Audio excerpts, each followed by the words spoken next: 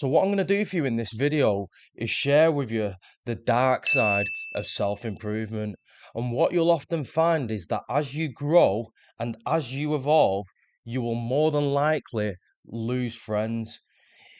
What would happen in a perfect world is that you would have the people around you rooting for you.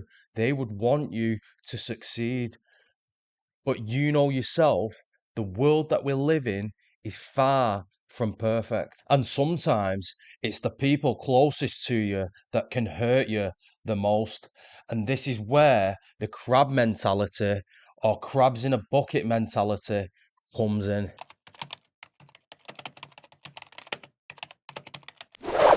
So the crabs in a bucket mentality is actually really easy to explain. And that is when you put one single crab in a bucket, what that crab will do is it'll basically escape. It doesn't want to be in that bucket. It wants to be in its natural habitat. However, things start to get really interesting when you add a load of crabs to the bucket. And that is, if one crab tries to escape, the rest of the crabs will work together and pull it down. To add further insult to injury, if that crab then tries and escapes again, all the other crabs will gang up on that crab and remove its claws, basically hindering its progress. So rather than working together, all these crabs are working against each other, so none of them actually escapes. And this behavior is actually quite common amongst people with low self esteem. I want to emphasize the words low self esteem. So while these people are probably not going to physically attack you, what they'll often try and do is break you down in other ways. So let's discuss how people might actually do this. That way you have awareness of it.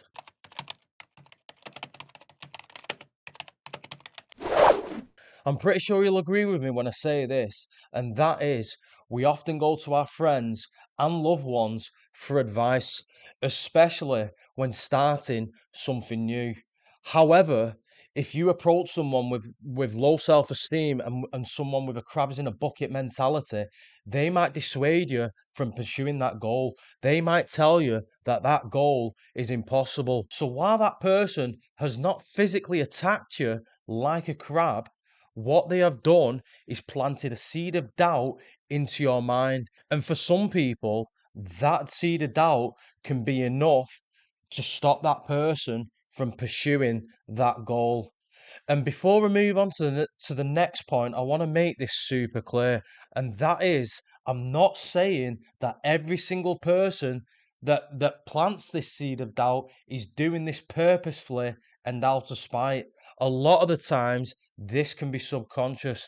For example purposes, if somebody doesn't believe they themselves can achieve something, what you'll often find is that they will tell you the exact same thing.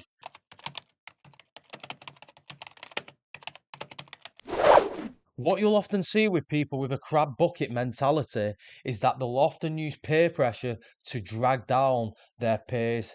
This kind of behavior is very common in high school environments.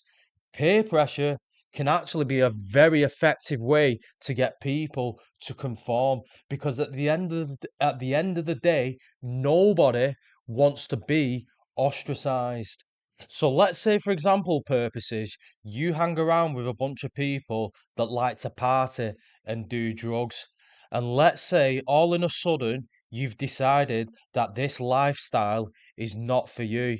Your so-called friends, I use the word friends very loosely, might peer pressure you to do drugs and to drink.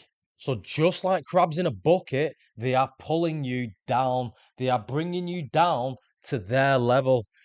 There's something you should always bear in mind when it comes to friendship, and that is your real friends, your true friends will always want what's best for you. So, for example purposes, if you want to move your life in a more positive direction, your friends will be accepting of that. Those with a crabs in a bucket mentality, those using peer pressure to pull you down are not really the sort of people you want to be hanging around with.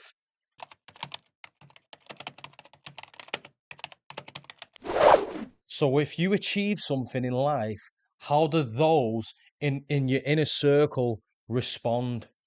One, do they lift you up? Or two, do they pull you down? Let's say, for example purposes, you had trials at a local football club and you've made many, many sacrifices and you've worked hard to get to the level that you're at. And let's say that the club that you had trials at picked you and only two other people.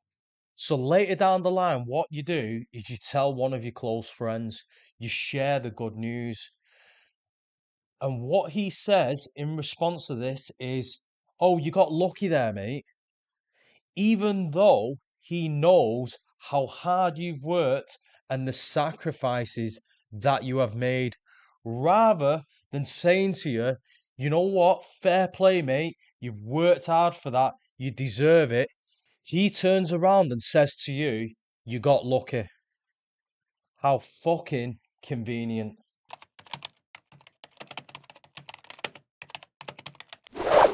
This is actually very nasty, and there are generally two ways that people do this. The first way is somebody just actively sabotaging you. So, for example, purposes, this could be in the workplace.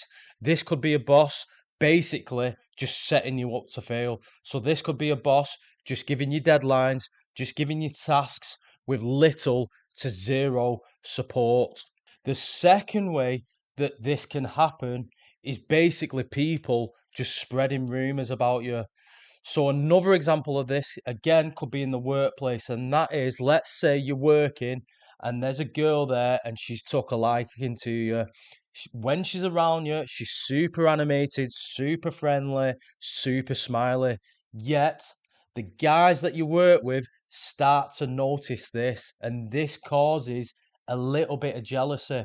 So what they do in response to this is they go in her ear and start talking smack, basically just pulling you down like crabs in a bucket. Their attitude is, well, if I can't have her, neither can you. Before I wrap this video up, there's something that's worth mentioning, and that is, if you ever come across people and all they ever do is gossip about other people, there's a high likelihood that behind your back, they're gossiping about you.